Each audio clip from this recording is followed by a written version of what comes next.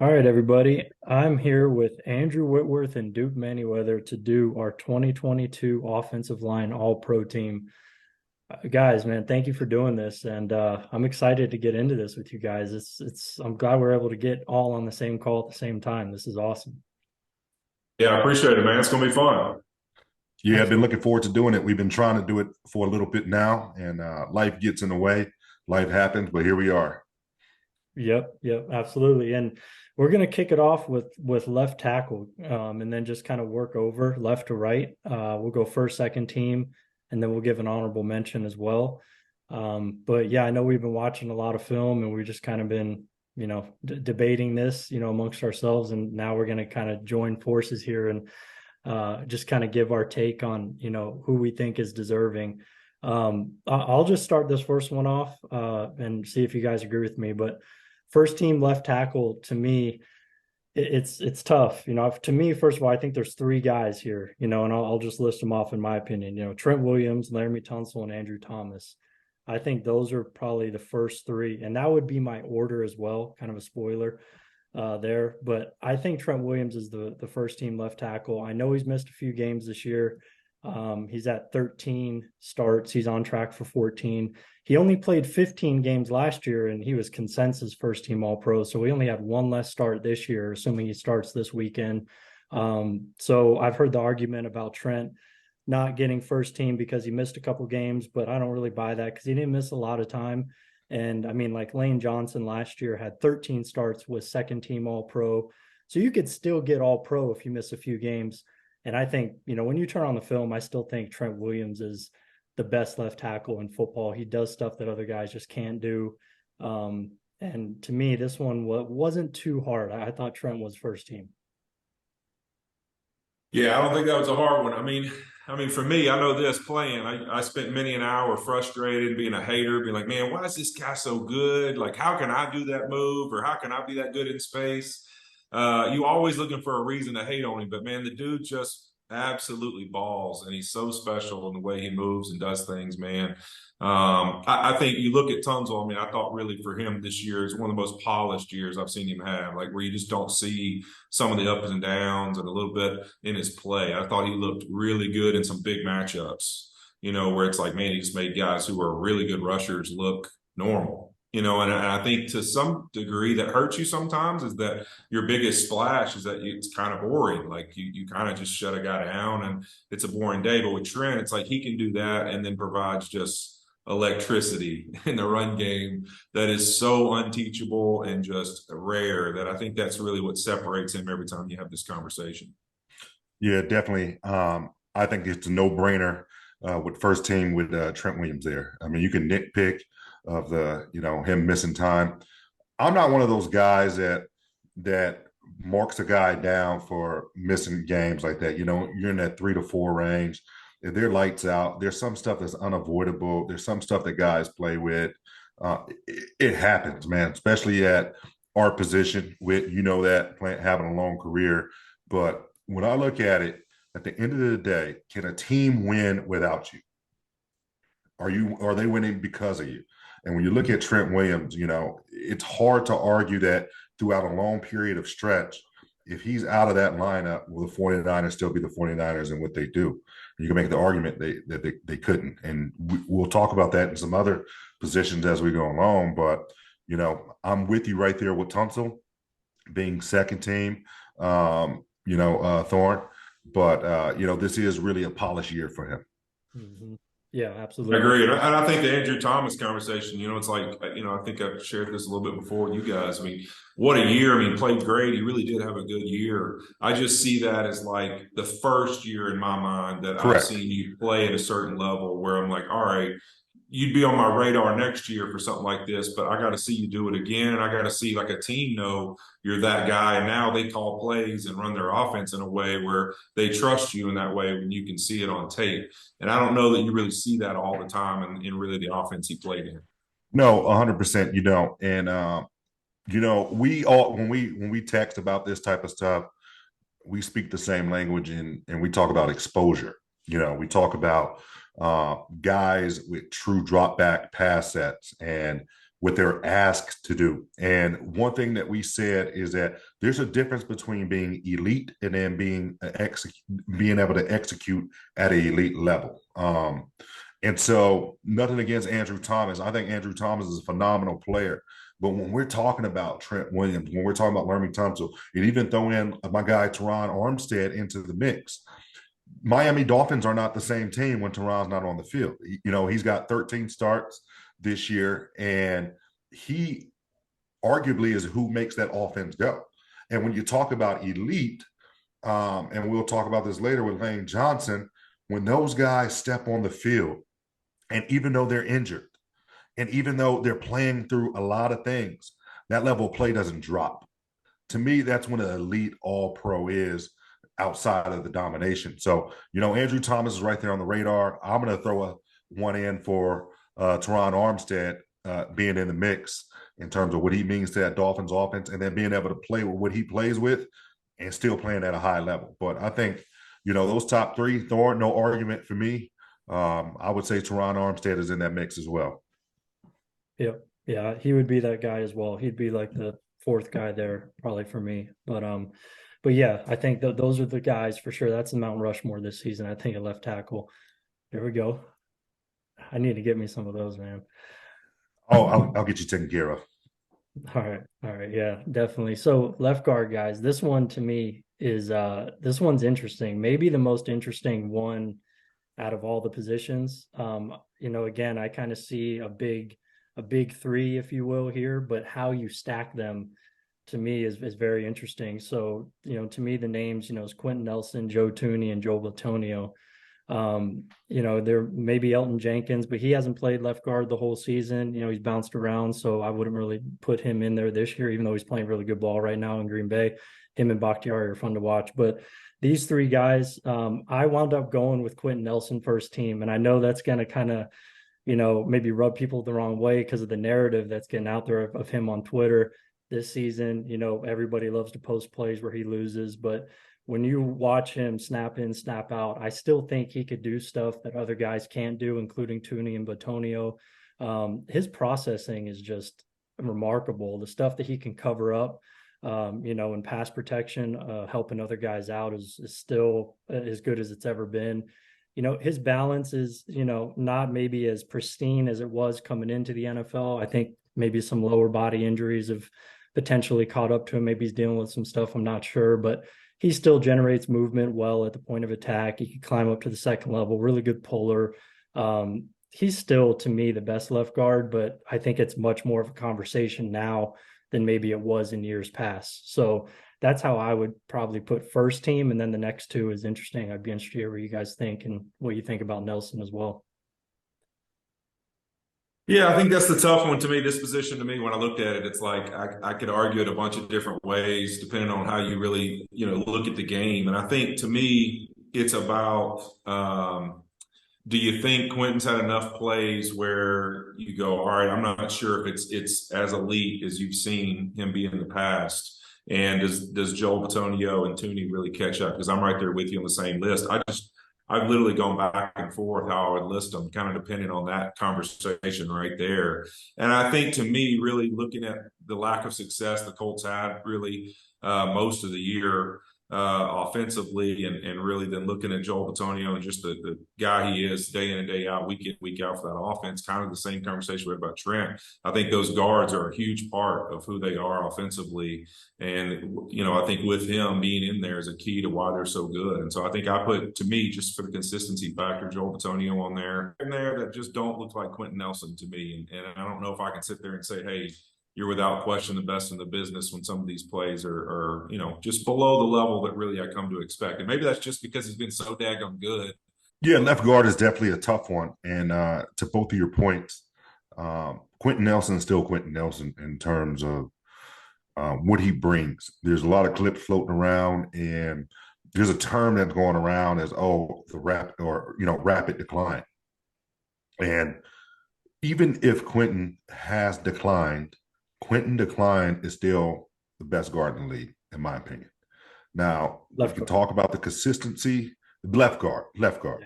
We could talk about consistency in regards to Joe Batonio, which I think he's probably one of the most consistent in the league, down in and down out, game in and game out. Hasn't But missed a game in 6 years. Just want to no, throw that out there. no. Pretty crazy. Yep. So to me, in terms of, we use the term ice cream again. You got Q, and then you've got Batonio, and then I think you've got JT in left guard conversation.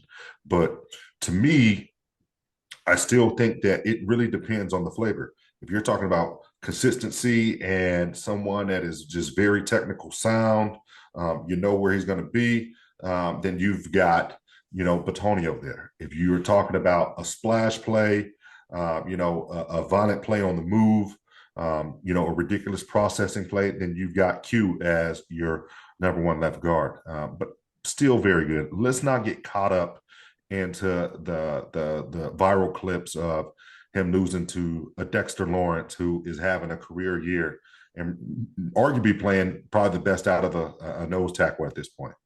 So I think those three stack up. Q, Batonio, that could be 1A, 1B. And then I think you got Joe Thuney.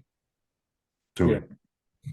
Yeah, Tooney, man, he's been a guy I've liked for a long time. I watched his last couple of games. He's similar to Batonio in terms of technically sound, a little bit more undersized even than Batonio is. And but man, he's just so good with leverage, and he's rarely off balance, rarely on the ground, consistent. He's more physical than you would think as well. He's just really just fun to watch as well, just consistent, So he'd probably be my second team, and Batonio honorable mention, but again, like you said, it's flavor, here and how you want to stack it. But that's how I would put it out there. And Tooney's actually missed a couple games this year.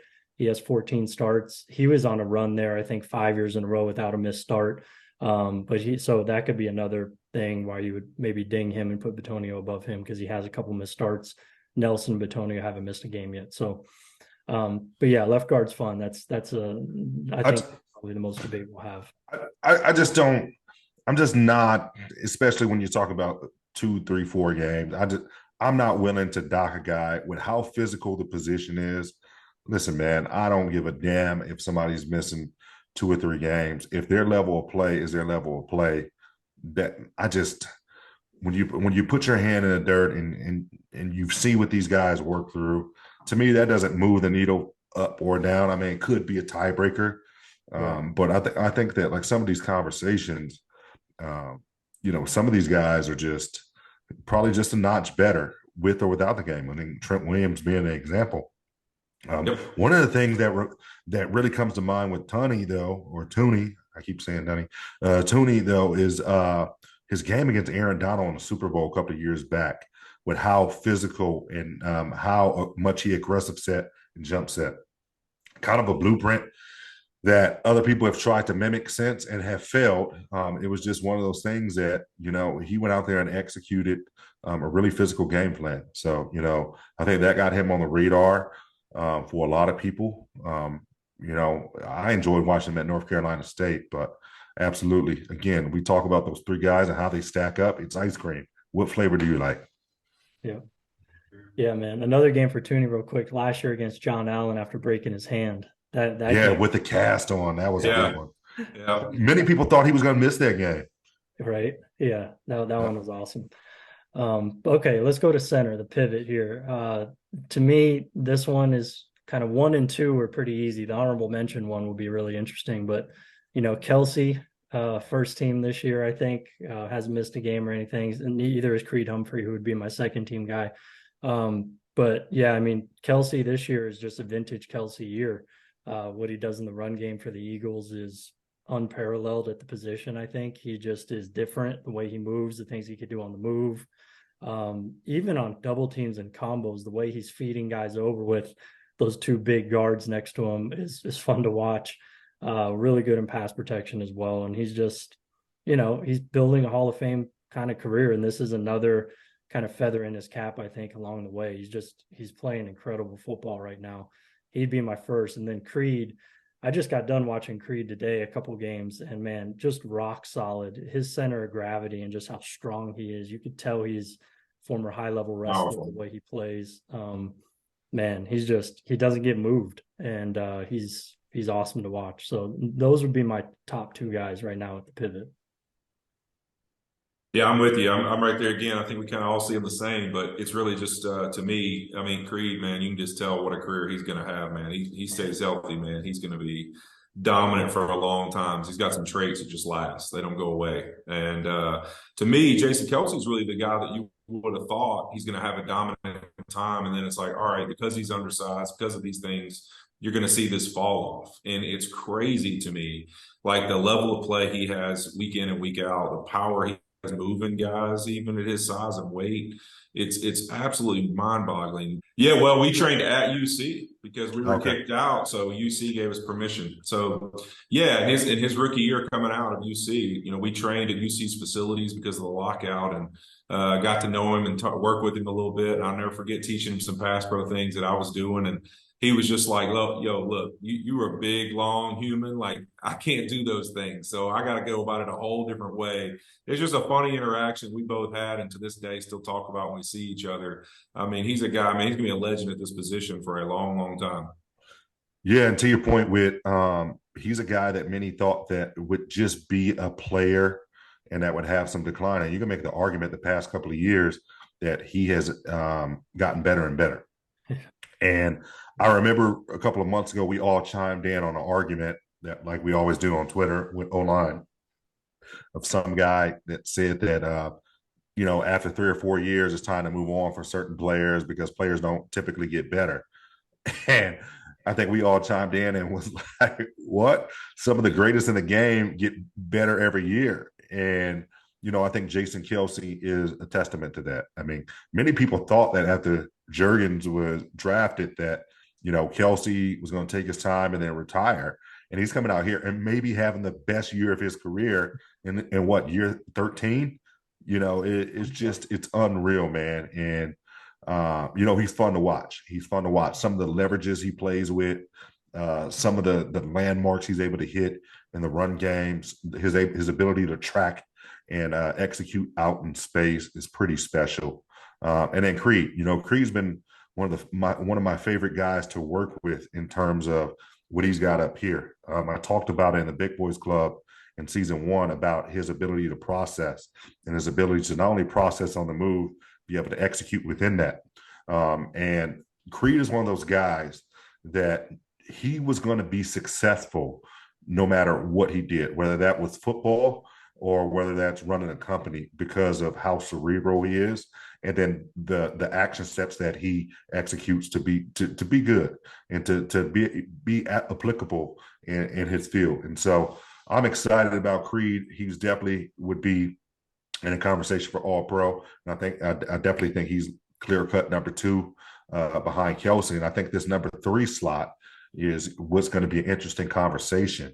There's a couple of different ways you can go.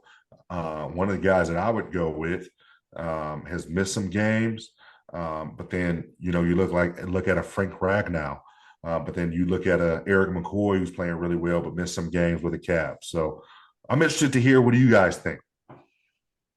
Yeah, I was kind of on McCoy. I mean, I just think he's another one of those guys to me that's just going to get better and better, and has some traits that just last. And so I a lot of times when I'm looking at these conversations and I'm thinking about honorable mentions, right or wrong, I'm looking at maybe future days and what they're going to continue to progress to. And I just think he's going to be one of those guys that's going to continue to get better. Yeah, I actually went with Ragnow, but one of those two were the guys that you had to go with, I think. And it's really just a flavor thing. I mean, I love McCoy. I love what he can do. But Ragnow this year, I think with that offensive line, just kind of spearheading everything in the middle there, it's a really good offensive line, and he stands out, I think, with what they've been able to do, especially in the run game. Some of the stuff that him and Jonah Jackson are doing is awesome. And I just think Ragnow is just a tone setter, all the way around. And but you could go either way there. I think that's a toss-up, though. Those two would be my picks. Another thing about Kelsey that I think is worth noting, I think he has the longest streak right now in the league of starts for the offensive line position as a whole. He hasn't missed a game since 2015, which, with the size concerns and stuff that he's had, and just the durability factor there, I just think that's another kind of feather in his cap as well. It's pretty awesome. Absolutely, pretty damn impressive if you ask me. Yeah, absolutely. So yeah, let's go to right guard. So um, the second team in the honorable mention, I think, will be a fun discussion. First team for me, though, and I think may be the same for you, Duke. I don't know about you, Whit, but for me, it was Zach Martin. Cowboys right guard Zach Martin, and it's just what can be said about Zach Martin that we haven't already said. It's just I think he might be the best overall offensive lineman in the league. Just Mr. Consistent, kind of like prototypical in what he does. His ability to recover is still incredible. If guys initially kind of get to his edge or get him out of position, he's able to reset and refit on blocks at such a ridiculous level. Still is moving guys back in the run game. Still can pull and move on those pin pulls they love. So he just does everything. He's just I think he's a pretty. If we have one first ballot Hall of Famer right now playing offensive line, I think it's probably him. All pro every year in the league, and I think it's probably going to be again this year. Yeah, I think you can waste a lot of breath talking about a lot of guys that are really good, but Zach Martin will always set the precedent of who's the best, man. He's just unbelievable to watch. I think when I think of the right side of the offensive line, I think of Pro Bowlers. I know we'll get to him, but between him and Lane, I just think of two guys that literally look like they're playing just smoking cigarettes. I mean, they're that good. Like they literally just look like they're just out there hanging out and blocking people. Like it's just unbelievable how just efficient they move and play. Yeah, definitely. There's no debate about this. I remember even a couple of years ago when we would constantly talk about Zach Martin being the best O lineman and the best guard in football, and people would their reply would be, "You spelled Quentin Nelson wrong," and we didn't argue with him or anything like that. Maybe I did, but the fact of the matter is Zach has been playing at an elite and a consistent level for a very long time. Since he And you stepped could on the definitely field. you could definitely make an argument that again, like we said, he's the best O lineman in football. I think between this year, definitely him and Lane Johnson are probably the best O linemen in football. You can argue 1A, 1B, regardless of destination of position. What they're able to do and how they make it look so easy, to your point, with is unreal. And Zach is just a guy that eats, sleeps, and breathes the position, uh, does the right things for his body, and just he's really good for that O line room too. So everything that you would want in a vet and an All Pro, and then it shows up and it manifests on Sundays. And again, just the consistency within that. Like there's been no deterioration in his play, which is impressive. Yep, absolutely. So second team, this one for me is Brandon Scherf with the Jaguars. So this is the first time he's played every game since 2016, which has been really cool to see because he's dealt with a lot of injuries. But man, he looks like his old self this season for the first time in a couple of years, I think. Just the juice that he plays with. He's a really, really explosive dude. And he's just fun to watch that way. And I think that Doug Peterson, the way he's designed that offense, it's been with him in mind in a lot of regards, especially in the run game. The way that he pulls, to both sides, left and right, leading or wrapping, and the stuff he can do up climbing up to the second and third levels, I think is pretty special for a guard, in general, maybe the best pulling guard in football. So the run game stuff is really good. And then his jump set right now is, and it always has been really like him and Fletcher Cox over the years when he was in Washington. Yeah, that's exactly what I thought about when you said that. Yep. Yeah, just oh man, yeah, his jump set is incredible. Kind of reminds me of like TJ Lang, when he was playing a little With bit. that up, it's an up kick jump set. It's crazy, man. Yeah. And that outside strike, he just doesn't miss a lot with that. He's really good about striking guys at the right spot with that. So just those are some of the things that I enjoy watching when I watch Brandon Scherf. And I think the impact that he's had for the Jaguars has been significant. He's the best guy on that offensive line, I think, as well. So yeah, I would give it to Scherf this year. I think he's deserving of it. To me, that second slot is a split between two guys. I really like what Brandon Sheriff has done this year. Again, to your point, playing all the games, but him and Chris Lindstrom to me have been really, really steady and good football players. I think we always suspected Chris Lindstrom to kind of be on this level. I think there was some talk that he was like people said that he was a poor man, Zach Martin, coming out of Boston College, but ran into some injuries early on in his career, specifically with his foot. And so healthy this year under Dwayne Letfer, who's a phenomenal coach in Atlanta. I'm really happy to see Chris's success. Was selected for the Pro Bowl, whatever that means this year. I'm not really sure. I don't. They're not playing a game, but I would say Brandon Sheriff and Lindstrom definitely are the 2A 2B. Yeah, I love Lindstrom this year, man. He's been physical in the run game. You watch really what he's done. It's been special to watch. But I think he goes back in that category of like, really good. But all right, it's one of the first times we've seen like Yep. this and this long. And I think what's hard for people to understand about that is, and I well know it playing 16 years, is that every year coaches, players, they come up, defensive line coaches, defensive linemen, they come up with, how do you beat this guy? This guy's elite. How do you show yourself in this game? And people are reinventing the wheel every year of how it is to defeat this guy. And when you see these guys that perform at elite level, like a Zach Martin, a Lane Johnson, a Trent, over time, that is so unbelievable when off seasons are literally spent. How do we beat this guy? And then you're still able to show up and play at that level. So you may love a guy that you're watching this and you're like, oh man, this dude played awesome this year, but it wasn't quite to this guy's level. And it's just because you got to see what happens with them. They really get a chance to label that name when they show up in the next year when people are after them. They come back and show you how good they are. Yeah. That's a good point. That's a Yeah. good way, and that's great context. That's great resolve around, that reasoning too. Yeah, and that's particularly interesting with Lindstrom because their offense this year is unlike any in the NFL, I think. I mean, Correct. their play action rate is first or second in the league. They're running play action like 50% of the snaps almost. And Exposure again. yeah, Exposure. so Third, it'll be very interesting to see, to your point, with how he handles things next year if he plays in a little bit more of a traditional offense and he's maybe a little bit more vulnerable, especially in pass protection. I'd be interested to see that. So for me, honorable mention, I actually went with Shaq Mason. Yes. I think that not a lot of people are talking about him for this season, and I'm not really sure why. Because every time I watch the Bucks offensive line, especially when Wirfs is out there, but him and Wirfs, I think, might be the best right side in football this year. Certainly in the conversation, at least when they're on the field together in the run game and pass game. I think Mason's got a rap of a really good run blocker. And then people may not realize he's actually a really good pass protector as well. He got a lot better since getting into the league from that triple option offense at Georgia Tech. And he's just really a really sound pass protector, I think, a great anchor as well. So Mason to me would be that honorable mention, but I think Lindstrom is an interesting guy to talk about as well. So that would be my guy. Yeah, definitely. Shaq Mason had a great offseason this year too.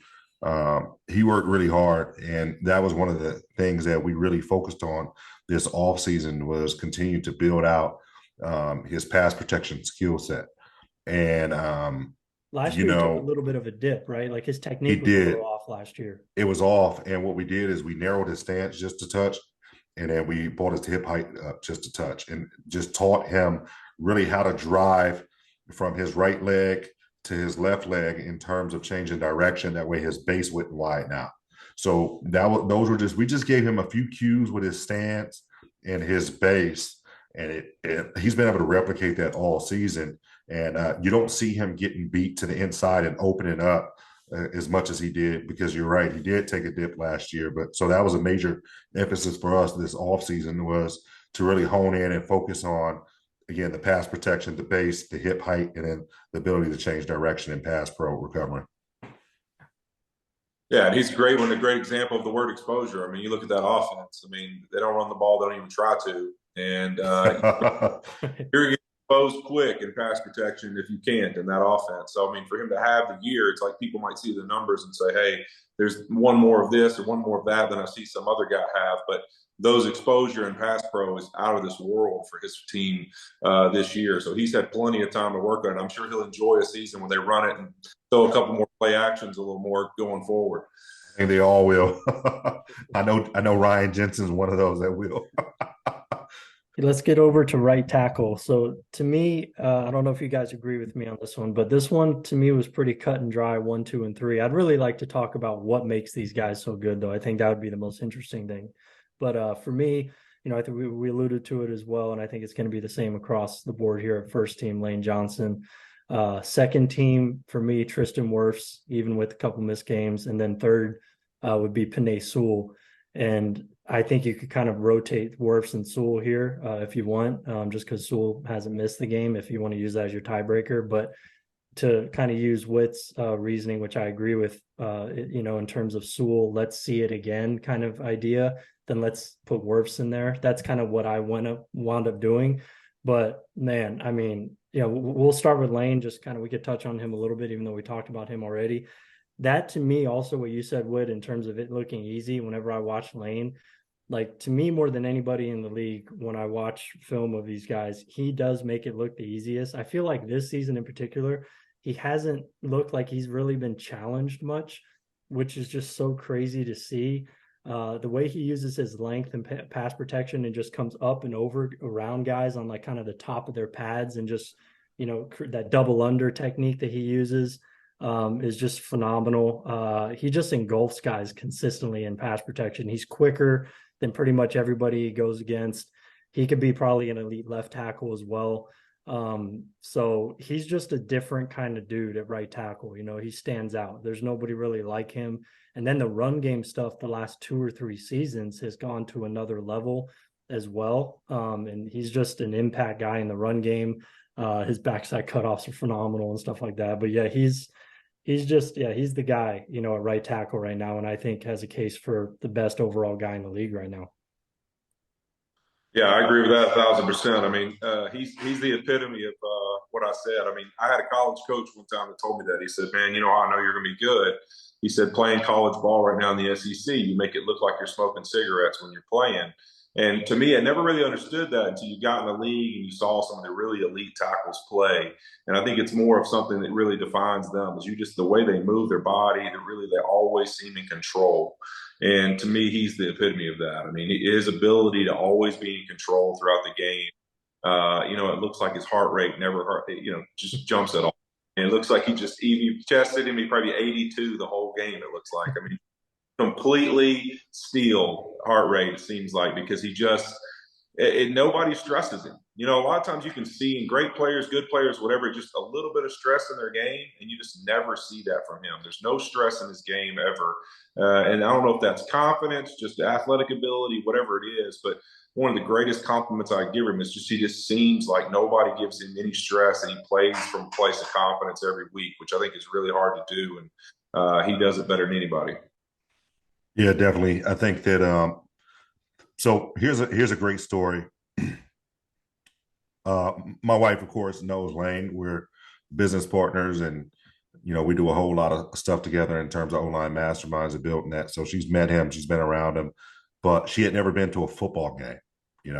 She's from England, very new to football world in the past couple of years. And so Christmas Eve, we go to Dallas Eagles game, and we're down on the sideline or whatever, and she's watching the warm.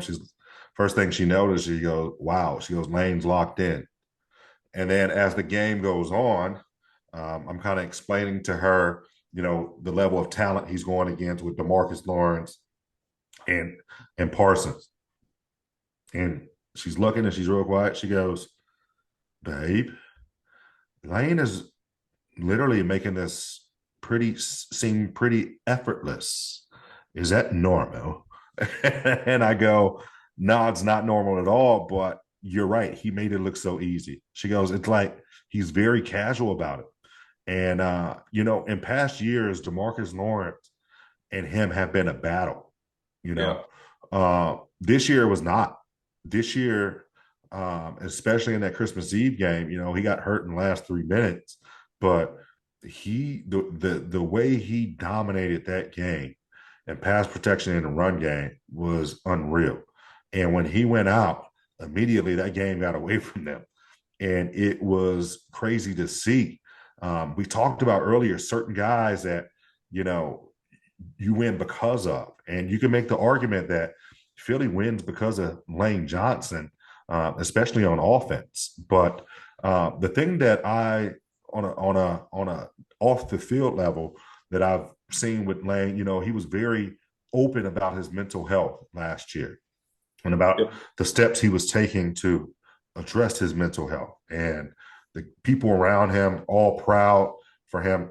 And one thing that I noticed is the growth in his confidence that he's had over the past 18 months. Sounds crazy, but there's been a huge maturation around his game and his approach and his mindset to this thing that now really manifested this year, in which he went out there and everything looked easy. And he's in just a whole different headspace in the way he's handling these type of things, even his injury right now. Let me tell you how upbeat he still is, even with this severe injury he's dealing with.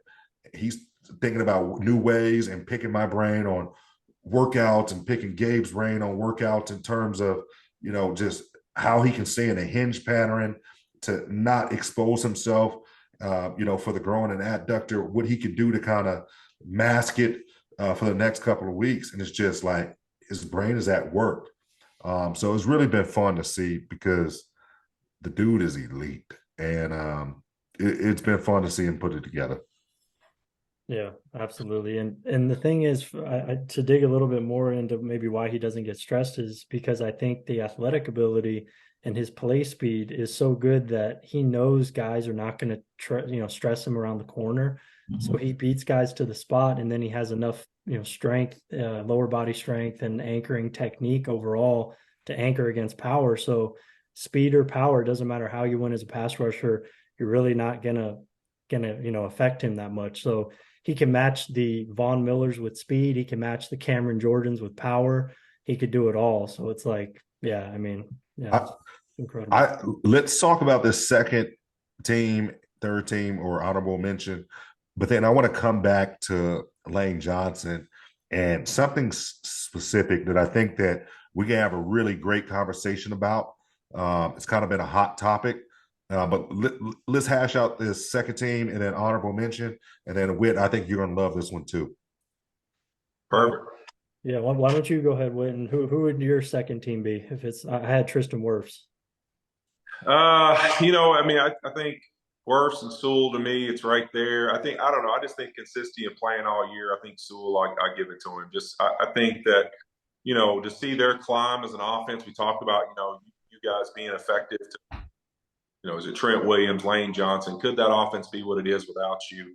I think without question, this Lions offensive line is why they are successful. So I think to me, having the year that team's having and then him being a big part of that, I'd give it to him because I just think that group is really what's going to make that franchise, in my opinion, over the next couple of years, have a chance to make a run. I mean, legitimate. They could be legitimate contenders and be a really good football team. And a lot of it's going to have to do with those guys up front. He's as big a part of that as anybody. You talking about can move and set his own way. And I don't know if it's as polished as it needs to be yet, but man, the ability to move that body and the power and everything else that comes with it, it's only a matter of time. I can tell you that because I think he's going to be a really special player for a long time. He's 22. Yeah, I agree. It's crazy. Crazy. I agree. I think his ceiling is just still so high.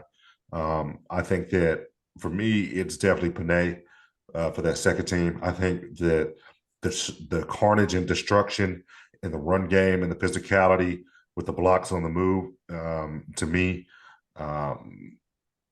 it's pretty special. It's pretty special. And we knew once he figured out right tackle that it would be. Wirfs has missed some games, but again, you know how I feel about that. But Wirfs just, again, one of those guys that I hope we know how good he is, but I hope as his career goes on that he doesn't fly under the radar because of how good he is and how boring sometimes he is and how easy he makes it, because he can physically dominate you, shut you down to you're not a factor, and they won't talk about you and talk about him. And then another disadvantage, I think, not in to knock Wirfs, but to your point with earlier is they don't run the rock much. So yes, the exposure is there in terms of pass protection, but then the ability to make some of those highlight reel finishes and things like that, there isn't many opportunities. Yeah. Yeah, I thought so. I thought even like in his college film at times, it was like he's so good that it's like hard to evaluate how good he is. He looks so just like he's just doing his job and that's it. And I don't know that you see as many electrifying moments as you see with some guys that that's how they get their name.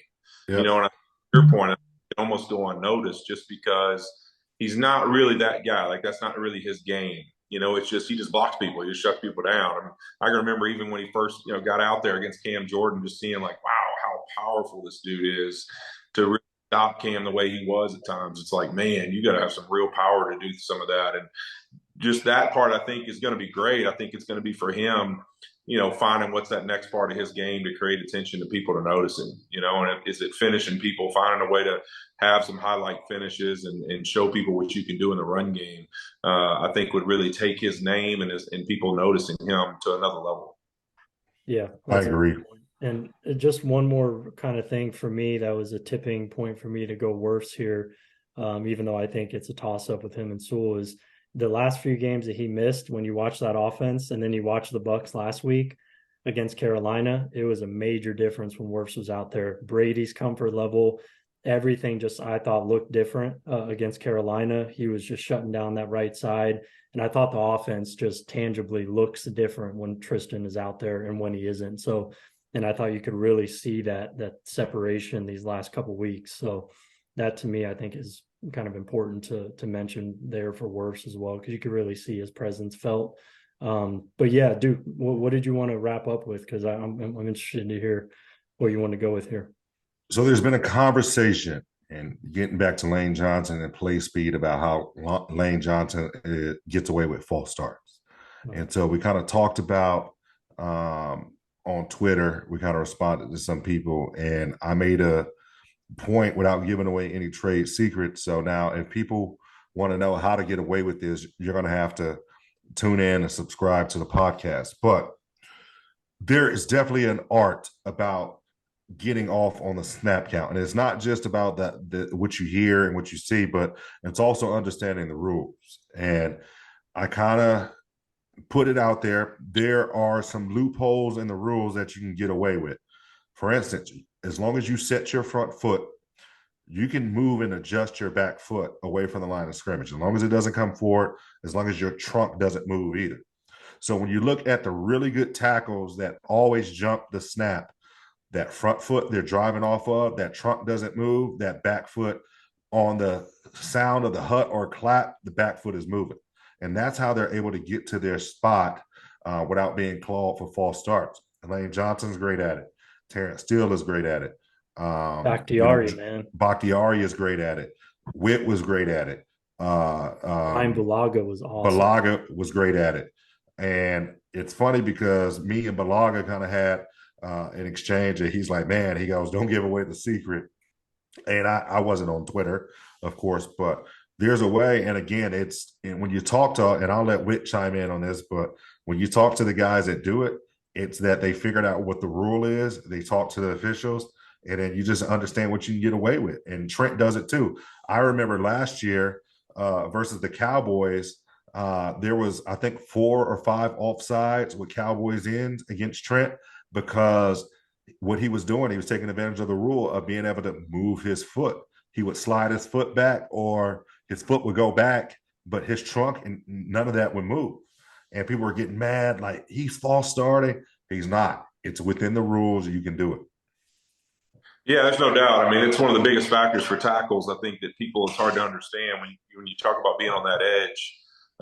That's really what it's all about, is your ability to get off the football and eliminate the runaround. I mean, if they can get around you, the rest of the rush is a lot of trouble. So, I mean, I think, when you look at certain guys, I always laugh, like Trent's one of those guys. Like, if you watch his back foot, it's wiggling or moving throughout the entire snap count every time. I mean, he's always got it moving. He's always adjusting his toe, in the ground a little bit, but his trunk, nothing else moves. but his left heel is just constantly kind of moving side to side throughout the snap. And you can always see it with him. That's his ability to get off and move and do the things he does. And it's really special. I know for me, like the biggest change in my career almost is when I left Cincinnati. I had torn my right hip labrum at Cincinnati. And then my last year in Cincinnati, I tore my left one. And once I lost the ability to truly explode off the ball, it was about finding little tricks. And it's like, hey, can I move my left foot? Sometimes I had to step up with my left foot to move, but I would find ways to get that left foot moving as fast as I could to the snap count. And you would think it's false starting or moving fast, and you see guys that false start at times and get it called, but it's because it is the single most important thing for a tackle is your ability to get off the football and be in balance. And so, I mean, it's obviously there's little nuances that you learn throughout your career how to do things and do it the correct way. But to me, it's really important, and it's something that the elite ones are really good at. Yep, and there's one more little caveat to getting away with it. Not so much getting away with it, but being able to fully take advantage of it that I'm not giving away. So, but I think we gave you guys enough. Some of the secrets, babe. Huh? Got to keep some of the secrets. Yeah. I won't give away the main thread that puts it all together, but I think we gave the people enough. Yeah, that was awesome, guys. I think people are gonna love this. This will be out in the next couple days. And yeah, when people get this, I think they're gonna get a lot out of it. And yeah, just thank you too for doing this. I appreciate it. No problem, man.